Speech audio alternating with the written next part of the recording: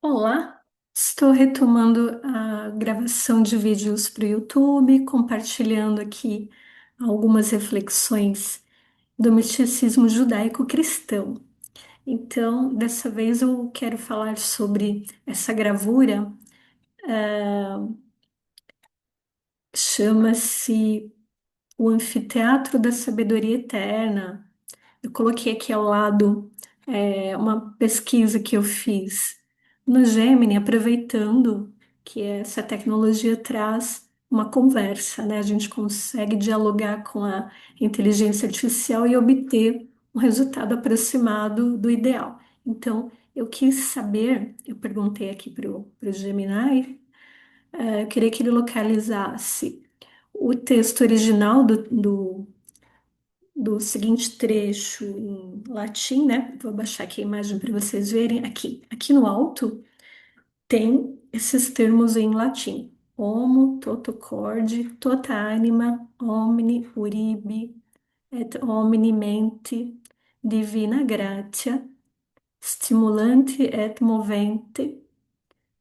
Aí tem aqui entre parênteses, est enim Dei, uma palavra difícil que eu tive que ampliar um bocado para transcrever e colocar aqui na pergunta para o Gemini, né? Já vou ler para vocês também. E nesse trechinho aqui tem o tetragramaton, né? As quatro letras do nome divino, que está em outro idioma que não é o latim, né? Outra frase aqui, entre parênteses, é a segunda, depois tem uma terceira frase. Então, eu transcrevi, e tenho dois pontos aqui. Então, eu imaginei que essa daqui era a abertura de um grande texto que está distribuído no entorno da imagem central, né? Alguns podem se lembrar dessa imagem, que ela é muito compartilhada, né? Para estudos. Então, eu coloquei lá no. Deixa eu diminuir essa telinha aqui. Coloquei lá, transcrevi lá no Gemini. Localize o texto original do trecho a seguir na íntegra. Então, eu queria que ele botasse não só aquelas palavras em latim, mas eu queria todo o círculo, né? Mas eu dei a primeira transcrição, as primeiras palavras, para ver se ele trazia tudo. E ele me respondeu assim: o texto original exato pertence a uma das obras mais famosas da história da alquimia e do misticismo ocidental, o Anfiteatrum Sapientiae Aeterna, o Anfiteatro da Sabedoria Eterna, escrito pelo médico, filósofo hermético e alquimista alemão Heinrich Conrad, publicado originalmente em 1595 em Hamburgo, né? Você vê, o Brasil estava ali com seus perto dos seus 100 anos, quando lá na Alemanha estava desenhando esse elaborado aqui, muito interessante e pouco discutido, né? Então ele continua: esse trecho específico não está apenas no corpo do texto impresso, mas está gravado em círculos concêntricos ao redor de uma das ilustrações mais icônicas da história do esoterismo, a gravura O Laboratório do Alquimista. Então aqui, deixa eu reduzir aqui um pouquinho, deixa eu ver se eu consigo reduzir. Aqui, ótimo. Tá vendo? Então, na verdade, isso eu obtive direto no original, né, no livro. Porque, na verdade, chega male aos estudantes aqui no Brasil o interior aqui, tá vendo? Esse miolinho, que tem lá o seu grau de dificuldade, tem vários elementos que a gente pode pesquisar a respeito, né? Mas fica uma coisa muito intuitiva. Se não tiver, se o estudante não tiver acesso a esse descritivo, essa descrição que tem no entorno, que é bastante importante. Então, você vê, ela está toda em latim, esse entorno aqui.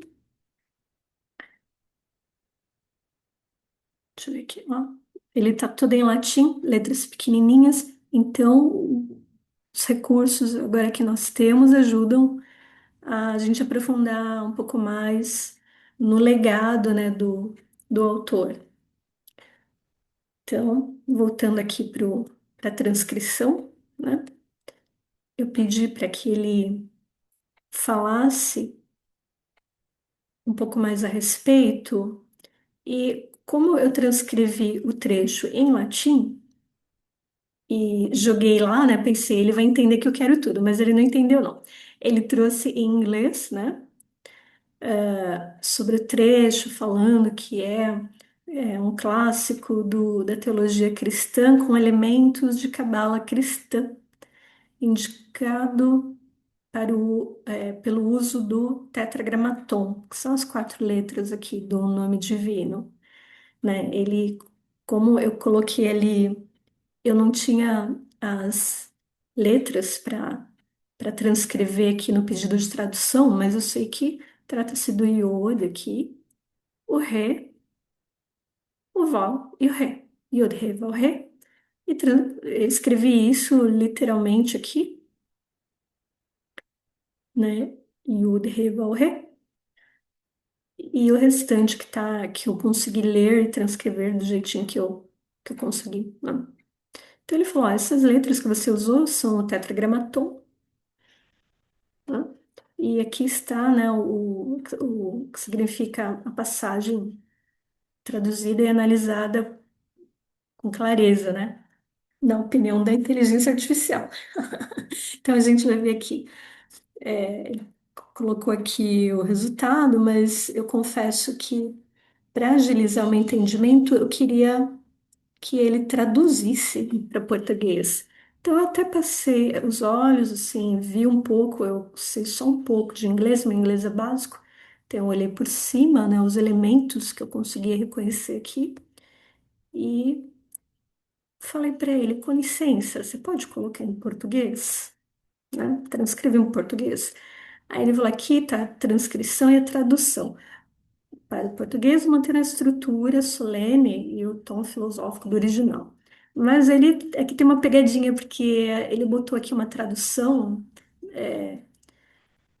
não está na íntegra da resposta. Mas isso aí depois a gente pergunta de outra forma e para obter, e vamos lá, né? Então tem aqui o resultado. Esse trechinho aqui, deixa eu aumentar um pouquinho. Que eu simplesmente achei fascinante, fascinante. Diz assim: o homem que de todo o coração, de toda a alma, com todas as forças e de toda a mente, estimulado e movido pela graça divina, aí entre o primeiro parênteses, pois é um dom de Deus misericordioso, fecha parênteses, se empenha em conhecer Yod He Vav He, e em negar a si mesmo, o outro parênteses, pelo conhecimento de si, e em desprezar o mundo imundo, entre parênteses, também pelo conhecimento da luz da natureza. E aí tem os dois pontinhos, porque aí já dá sequência no texto maior que está no entorno, né, da esfera imagética, vamos dizer assim. E aí ele sugere aqui umas traduções, mas vamos lá, a minha primeira consideração, né?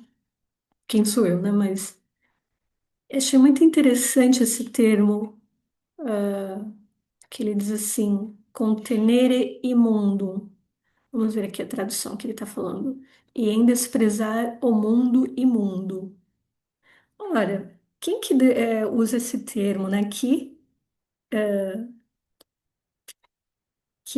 texto que vem à nossa mente, à mente do estudioso, né? Na filosofia, né? De autoconhecimento. O que que lembra o mundo imundo? A mim lembrou, né? Os essênios, né? Que a seita dos essênios ela foi muito criticada justamente porque considerava o mundo imundo. Então, aqui para mim tem uma dica, né, que a gente pode guardar e analisar, se for o caso, no desenvolvimento de todo o texto. Mas notem aí essa dica. Aí o Gemini, ele fala assim: ah, o Homo Totochord, essa abertura é uma referência direta ao mandamento bíblico. Amarás o Senhor, teu Deus, de todo o coração. Então, aqui e nos comentários adiante, a gente vai correlacionando o conhecimento individual das Escrituras Sagradas. É extremamente necessário que se tenha esse conhecimento para poder checar se faz sentido essa dica aqui do Gemini, da inteligência artificial, né? Então, ele falou aqui do Homo totochord, homem, todo o coração. Aí ele segue, toda ânima, omni uribi et omni mente. Aqui ele pulou na tradução, tá vendo? É isso que eu fico meio assim, chateada com o Gemini, porque ele deu uma de maluco aqui e pulou. Ele não traduziu, não. Aqui, em inglês, né? Assim, o Homo totochord. This directly echoes the Shema Israel. Então, aqui ele está falando que diretamente ecoa o Shema Israel. Shema Israel, que está em Deuteronômio, capítulo 6 versículo 5, né? Que se refere àquela frase, que é uma aclamação, né? Escuta, Israel, o Senhor é Deus. Shema Israel. E aqui está falando, "E the greatest commandment in the New Testament." Então está falando assim do grande mandamento no Novo Testamento, que é o Lucas capítulo 10 versículo 27. Aqui está falando que isso demanda o alinhamento de cada humano, da faculdade de cada humano, que é o coração, a alma. E aqui está falando physical action, que é strength, força, né, física, e intelecto, que é a mente. Então, que é o totocorde. Então, é tudo que há no homem, né, na faculdade humana, está se referindo o totocorde, né, de todo o coração. Aí, aqui ele diz assim, da divina graça, né? Divina gratia estimulante. Essa passagem pega a teologia estrita da limitação humana. Então, diz assim, uma pessoa não pode assumir o estado espiritual nas suas próprias forças. Requer um estímulo e um movimento da força divina, da graça, da força divina, que está explicitamente chamada como graça, né? Free gift, graça, um dom. Um dom da graça de Deus, de misericordis dono. Então, aqui, né, está se referindo aqui as primeiras palavras, o homo, toto corde, tota anima, né, toda alma. Aqui ele também não traz seguidamente, mas tudo bem. Ele, a inteligência artificial é limitada nesse sentido, me parece, né, para os nossos fins. E aí ele vem falando de três objetivos, né? Objetivo, a frase em latim e o significado, seguido do contexto, né? Então, quando fala aqui de divine knowledge, que é conhecimento divino, o objetivo. A frase em latim é essa aqui: Studens iud revolver agnocere.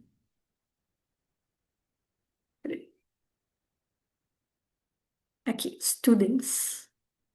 E o tetragramaton, agnocere, maiúsculo, bem maiúsculo. Então, aqui tem algumas palavras que estão com uma fonte maior, propositadamente, né? O homo, seguido do divina gratia, aqui o tetragramaton e o agnocere, né? Então, acho que ele deu uma ênfase por conta dessa diferença de tamanho da fonte.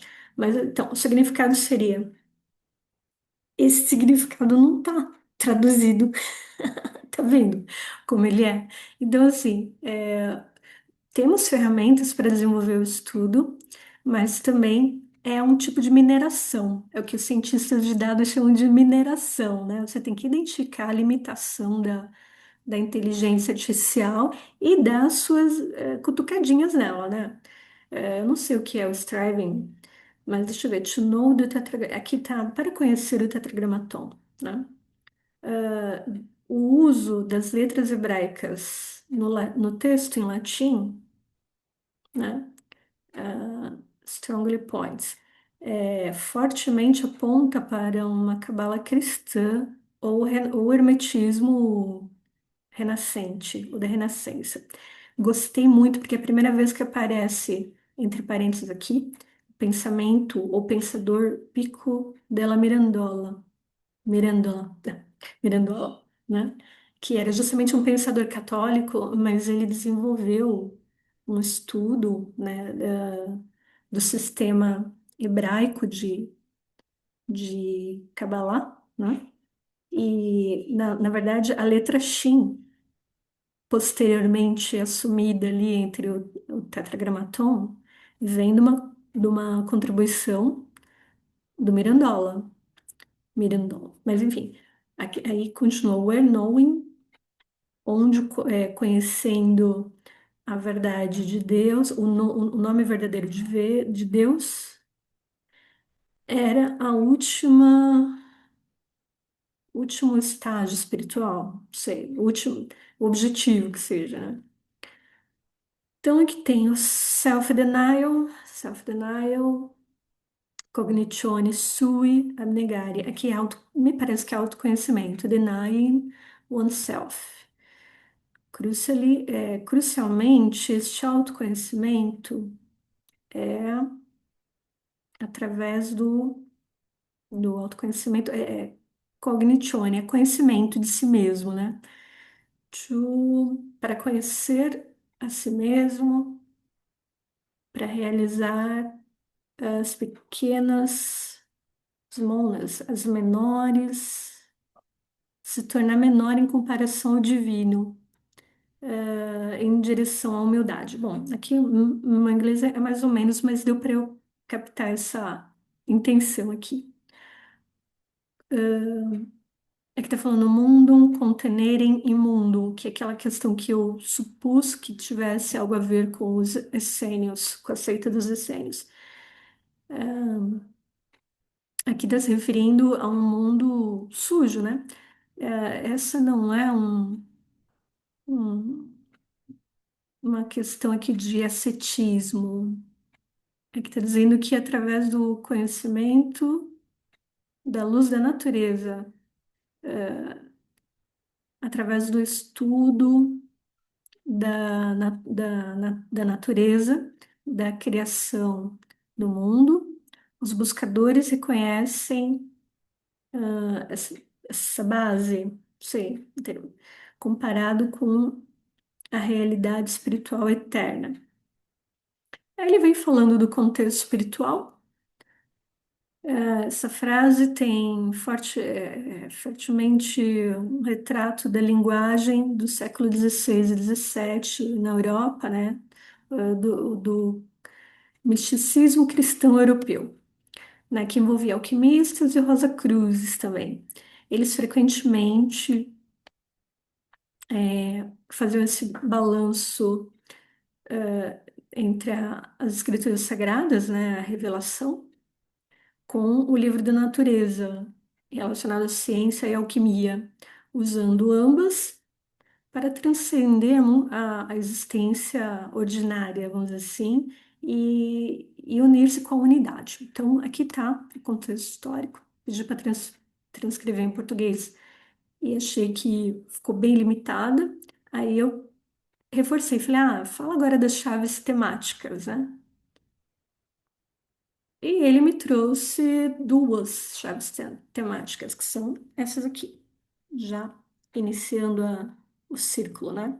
tá aqui na lateral, em latim. Então ele começa falando do princípio sinergista, né? Há muito tempo atrás, uns 30 anos atrás, eu ouvi falar, estava na moda, na área de recursos humanos, falar sobre sinergia. Acho que princípio sinergista deve ter a ver com sinergia, né? E aí aqui ele colocou esforço humano versus a graça divina. Então ele diz assim, o texto cria uma tensão bonita entre a ação do homem e a ação de Deus. Então ele está dizendo, o Gemini, a iniciativa é divina, o homem só desperta porque a graça está ativamente estimulando e movendo, né? Stimulante et movente, o seu ser. O autor faz questão de abrir um parêntese teológico para lembrar que tudo é um dom gratuito, donum, né? A resposta é humana. Uma vez tocado por essa força, o homem não fica passivo, ele se torna um studens, alguém que se empenha, que estuda, que direciona voluntariamente todas as suas faculdades, coração, alma, mente e força para o divino. Aí, na sequência, nós temos aqui o 2, né? Tem o número 2 aqui, as maiúsculos, anulo, assistência. Assistência. Então ele diz assim: a Cabala cristã é a busca pelo nome divino. A escolha de escrever Yod He Vav He, em vez de Deus ou Dominus, é a chave de ouro para contextualizar a obra. Ele está falando isso porque o texto ele está na sua íntegra em latim. Então, poderia-se escrever, usar esses termos que ele está falando aqui, Dominus, né? Mas optou-se por colocar essas quatro letras do Tetragramaton. Isso vincula o texto diretamente à cabala cristã, corrente que floresceu a partir do século XV, com pensadores como Pico della Mirandola e Johannes Reuchlin. Para esse grupo, o Tetragramaton hebraico guardava os segredos mais profundos da criação e da redenção. Conhecer esse nome não era apenas um ato intelectual, mas uma experiência mística de união com a essência de Deus. Então, eu vou girar um pouquinho aqui para vocês terem ideia da extensão aqui dos textos. Ele vai indo, olha, tem o item 4 aqui, dá para ver o item 6 aqui, 7, o 8 tá por aqui, o 9, o 10, tadadadadadã, tadadadadã. E aí ele termina e vai começar o orans, que eu imagino que deve ser orações, né? Mas aí fica aqui a proposta. Se você gostou desse vídeo, curte, comenta, compartilha e acompanhe o canal que eu vou fazer na sequência o restante do trecho. Tá bem? Obrigada e até logo.